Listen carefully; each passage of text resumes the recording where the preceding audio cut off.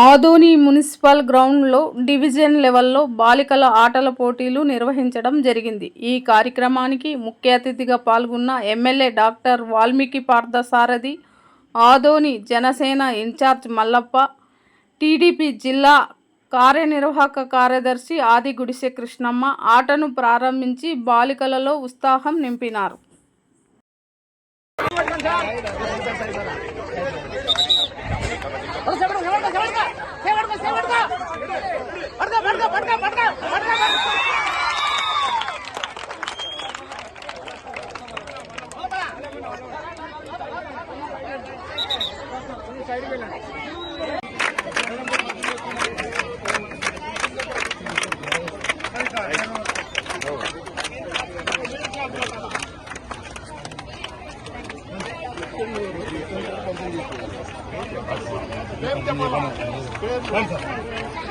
ఇర్రన్నమా